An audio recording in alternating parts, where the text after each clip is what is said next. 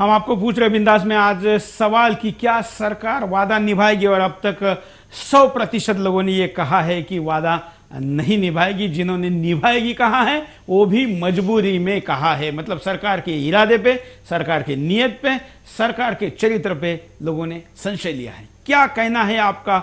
आखिरी कुछ बचे हुए मिनटों में आप अपनी बात को एसएमएस से, सोशल नेटवर्किंग साइट से, सुदर्शन टीवी के ब्लॉग पर और फोन करके कह सकते हैं। फोन नंबर स्क्रीन पर चल रहे और साथ में एसएमएस भी आ रहे हैं। अगले कॉलर के पास चलते हैं, उनकी राय लेते हैं। नमस्कार। हाँ जी, बोलिए, क्या कहना है आपका? हाँ नमस्कार, बोलिए जी। मेरा तो ये जो आपका आज का विषय है, क्या सरकार अन्ना से वादा निभाएगी। हाँ। पिछला जो इनका चाल चलन देखे हैं तो इससे तो नहीं लगता कि ये वादा पूरा निभाएंगे। आज ठीक है कि इन्होंने बिल प्रस्ताव पास कर दिया, लेकिन अभी ये स्टैंडिंग कमेटी में जाएगा, वहाँ क्या होता है इसके बारे में देखने वाली बात है। स्टैंडिंग कमेटी में तो वो भी गया था आपका वो जोशी जी ने जो प्रस्ताव पास करके भेजा था, उसका क्या हुआ? बिल्कुल बिल्कुल, मतलब कोई उम्मीद नहीं है सरकार से। इसका घटनाक्रम अगर हम देखें तो क्या थूक कर चाटा है कि इन्होंने जो पहले कहते थे कि संसद की गरिमा कम हो जाएगी, प्रधानमंत्री का पद अगर आ गया तो ये गरिमा कम हो जाएगी प्रधानमंत्री की, तो आज क्यों थूक कर चाटना पड़ रहा है इनको? बिल्कुल, मतलब डर गए हैं, बिल्कुल डर गए हैं। और दूसरी बात, आज इन्होंने कई तरह के रंग बदले।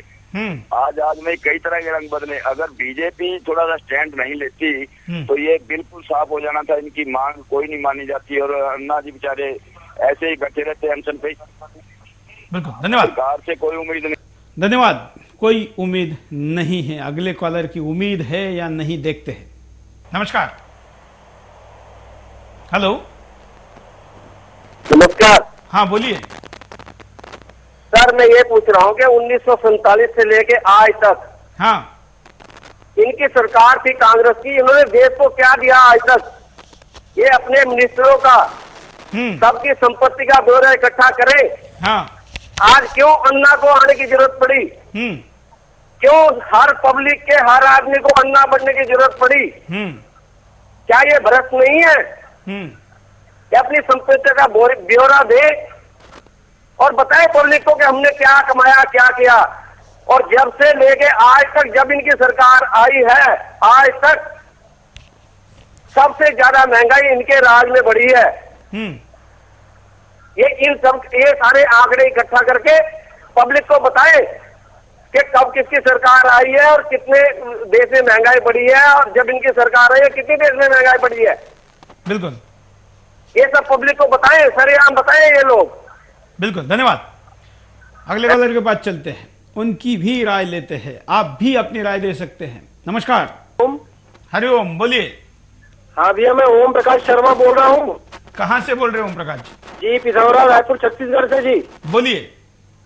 हाँ, ये अभी जो अपन सुने हैं संसद में जो वो चल रहा था, प्रभाव राव जी का हमने भाषण सुना, उससे ऐसा लगता है कि वो भ्रष्टाचार को खत्म करना नहीं चाहती हैं, भ्रष्टाचार को रखना चाहती हैं, क्योंकि कुछ भ्रष्टाचारी कांग्रेस ने उनको सिखा पढ़ा के ऐसा भेजा है। और हमको देखने में ये लगता है कि प्रधानमंत्री जी को उनके ऐसे शब्दों का उपयोग नहीं करना चाहिए। हाँ। लेकिन प्रधानमंत्री जी जो मुंह लटका के बैठे रहते हैं, उनको पहल कर इस अन्ना जी का जो आंदोलन है उसके लिए आगे आकर के उनको करना चाहिए कि भ्रष्टाचार मिटाने के लिए मैं आगे आ रहा हूँ, मुझे शामिल करना चाहिए। सब ऐसा करके खुद से पहल करके उनको करना चाहिए। वाकई जैसे कहते हैं सोनिया जी का पुतला है। बिल्कुल, उनको प्रणब मुखर्जी को आगे करना पड़ा है। हाँ, प्रणब जी को और सोनिया जी को, राहुल जी को ऐसा सामने करके वो पीछे रह रहे हैं और मुंह लटका के जिस तरह से संसद में बैठे रहते हैं, तो लगता नहीं कि ऐसे प्रधानमंत्री हमारे देश हित के लिए काम कर सकते हैं। देश का सही प्रतिनिधित्व करते हैं, देश के साथ वो भी हमेशा मुंह लटकाए रहते हैं। धन्यवाद। जी जी जी। अगले कॉलर के पास चलते हैं, उनकी भी राय लेते हैं। नमस्कार। मैं सऊदी अरब जद्दा से बोल रहा हूँ। बोलिए। ये आपका न्यूज हम लोग देख रहे हैं। अभी तो इन्होंने ये आश्वासन दे दिया कि हाँ चलिए ठीक है, हम आपकी बिल को पास करेंगे, सही है ना? हाँ। तो आगे चल करके क्या इस बात को ये लोग मानेंगे? क्या सरकार इस बात को मानेंगे? यही तो हम पूछ रहे हैं, यही तो हमारा आज का सवाल है। और दूसरा बात कि ये लोग ये बोल रहे हैं हैं, जो पॉलिटिशियन जो हैं, जो नेता हैं, जो सफेद लिबास पहने हुए हैं, वो लोग ये बोल रहे हैं कि आप इलेक्शन करके आओ। तो इलेक्शन यदि करके इनको आना है तो आप फिर क्यों बैठे हो कुर्सी पे? आप हट जाओ, इनको बैठाते हैं हम लोग। बिल्कुल बिल्कुल। मायावती में मैंने देखा इस सुदर्शन न्यूज पे 2 दिन के पहले मैंने न्यूज देखा था कि उन्होंने बोला कि भाई आप इलेक्शन करके आओ, तो ठीक है आप अपनी कुर्सी छोड़ दीजिए, दूसरे को बैठा करके हम लोग देखते हैं। बिल्कुल। आप जद्दा से बोल रहे हैं? जी जी बिल्कुल, मैं जद्दा से बोल रहा हूँ, मेरा नाम इंद्रभूषण सिंह है। तो वहां पर कितने भारतीय हैं? अरे भाई सऊदी अरब में बहुत लोग भारतीय हैं, और जो ये न्यूज चल रहा है, अन्ना हजारे जी का जो न्यूज चल रहा है, यहाँ तक कि लोग अपना ड्यूटी छोड़ करके और आकर के न्यूज देख रहे हैं कि क्या होगा। आज जो है ड्यूटी छोड़े हुए हैं लोग और अपने अपने रूमों में बैठ करके टीवी स्क्रीन पर बैठ करके देख रहे हैं कि आज बिल पास हो गया है। बिल्कुल। तो ये जो खबर है अपने दोस्तों में हम लोग बताए हैं कि भाई आज ऐसा ऐसा हो गया न्यूज में। वो लोग भी अपना ड्यूटी, कुछ लोग ऐसे हैं कि जो ड्यूटी छोड़े हुए हैं, कुछ मुस्लिम भाई ऐसे हैं जो रोजा खोलने के लिए तैयारी में है, लेकिन वो स्क्रीन से चिपके हुए हैं। बिल्कुल, सबको देश की चिंता है, और यही इस देश का सामर्थ्य है कि इसका बच्चा जिस भी देश में, दुनिया में किसी भी कोने में जाता है तो देश के लिए सोचता है, इसके लिए कुछ करने के लिए तैयार होता है। धन्यवाद आपको भारत की तरफ से प्रणाम कि विदेश में काम धंधे के लिए गए हुए लोग भी सब कुछ छोड़कर अपने काम के लिए कितने चिंतित है। रामलीला मैदान में बैठा हुआ हमारा भाई और जद्दा से कॉल करने वाला हमारा दूसरा भाई, इन दोनों में कोई फर्क नहीं है। फर्क उनमें है जो आलीशान घरों में रहते हैं और इस पूरे आंदोलन से अपने आप को दूर करे, और उल्टा उनको लगता है कि अगर भ्रष्टाचार बंद होगा तो हम नेता और बाबुओं को कैसे खरीद सकेंगे। वो भाई नहीं है, ये कहना पड़ेगा। अगले कॉलर। नमस्कार। आ रहे हैं कि मैं प्रकाश बोल रहा हूँ बिहार से जी। ये जो कह रहे हैं कि हम इलेक्शन करके आए, तो इलेक्शन करके एक बार ये सवाल देखें सरकार बदलती है, वो लोग बिल पास करता है या नहीं। बिल्कुल। और इन पे जो भरोसा किया जा रहा है ये तो बिल्कुल गलत है। ये कभी नहीं, कांग्रेस ने आज तक जिस तरह से राहुल गांधी बोल रहे हैं, इनको अगर पग यात्रा ही करना तो इतना पग यात्रा किया, उसके बाद भी अगर इनको यही मिट्टी में मिला, सिर्फ इसलिए जीती गई हर बार कि हम लोग ये जानते थे कि हाँ राजीव जी, इंदिरा जी के जमाने में सही था, लेकिन ये तो बिल्कुल भ्रष्ट हो गया। सोनिया गांधी को यहाँ से इलाज के बहाने अमेरिका भेज दिया गया। क्या इतने दिनों में प्रधानमंत्री भी इस चीज का ध्यान नहीं था सर, कि हम लोग जो यहाँ अनशन में बैठे हैं इनका ख्याल करें। प्रधानमंत्री तो एक कठपुतली बन के रह गया, जिनको हमें नहीं लग रहा है कि वैसे तो उनकी डिग्री बहुत सारे दिखाते हैं, लेकिन कोई डिग्री उनके पास नहीं है। हमें इस हिसाब से लग रहा है, मुंह लटकाए पीछे बैठे रहते हैं, आगे वो कुछ नहीं करते हैं। जहाँ तक लालू जी के सवाल, लालू जी से ये पूछा जाए कि उसने कभी बम और बारूद के बगैर इलेक्शन जीता है क्या? हर बार तो उसने बम और बारूद ही बरसाया है जब भी इलेक्शन जीता है उसने। बिल्कुल। आप बिहार से, सरकार ने उसको निकाल कर फेंक दिया तो उसे ये लग रहा है कि नहीं। आप लालू के क्षेत्र से बोल रहे हैं? जी हाँ, मैं बिहार से बोल रहा हूँ। आज दिन तक उसने अगर कोई इलेक्शन बगैर बम बारूद का जीता हो तो बता दो। मैंने जब से होश संभाला, जब से ये देखा है कि लालू जी के इलेक्शन में सब दिन बम से इलेक्शन हुआ है। बम बजा के पहले पब्लिक को खुद मोहर लगा लेते थे। बिल्कुल, धन्यवाद। धन्यवाद। लालू के प्रदेश से भी फोन आए हैं, प्रभा राव जहां से है उस महाराष्ट्र से भी फोन आए हैं, देश भर से फोन आए, लेकिन जिनकी हमने प्रतिक्रिया दिखाई उनके बारे में, उनके राज्य के लोगों की क्या सोच है आप खुद देख रहे हैं। अगर यही सोच हमारे देश, ये तो एक प्रकार से प्रतिनिधित्व है, अगर हम प्रतिनिधित्व की बात करें तो देश के अन्य कोनों में पर भी जो अपने सांसद हैं, नेता हैं, मैं ये नहीं कहूंगा कि 100% खराब है, लेकिन जो अच्छे हैं वो बुराई को रोक नहीं पा रहे हैं, तो वो अच्छाई क्या काम की, इसलिए उनकी भी क्रेडिबिलिटी खत्म हो रही है। ये समस्या है। अगले कॉलर के पास चलते हैं। नमस्कार। नमस्कार। नमस्कार, मेरा नाम रोहित है, मैं नोएडा से बोल रहा हूँ। बोलिए रोहित। मेरा सबसे पहला क्वेश्चन ये है कि हम सभी बोलते हैं मैं भी अन्ना तू भी अन्ना, तो मैं समझता हूँ कि अगर हम सभी अन्ना जैसे जो अन्ना जी ने किया वो अगर हम सभी करते रहें तो आगे वाले 100 सालों तक ये भ्रष्टाचार की लड़ाई हमें नहीं लड़नी पड़ेगी। क्योंकि ये कहने भर से मैं भी अन्ना तू भी अन्ना से काम नहीं चलने वाला है।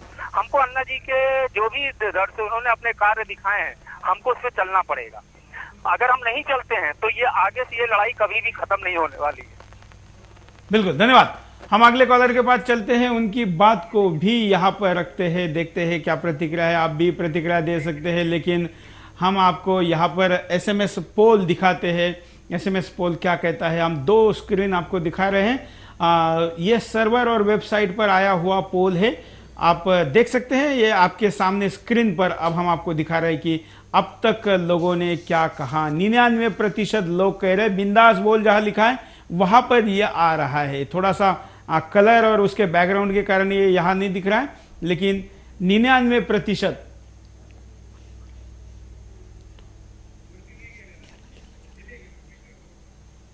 आप देख रहे हैं जो एसएमएस पोल है वो 99% लोग कह रहे हैं कि सरकार वादा नहीं निभाएगी। फोन पर भी 99% लोगों ने कहा कि वादा नहीं निभाएगी। जिस 1% लोगों ने कहा है कि सरकार वादा निभाएगी, वो भी प्रतिशत वो है जिस प्रतिशत में लोगों को लगता है कि डर के मारे, लोक लज्जा से या कोई दूसरा ऑप्शन नहीं होने के कारण शायद ऐसा हो सकता है।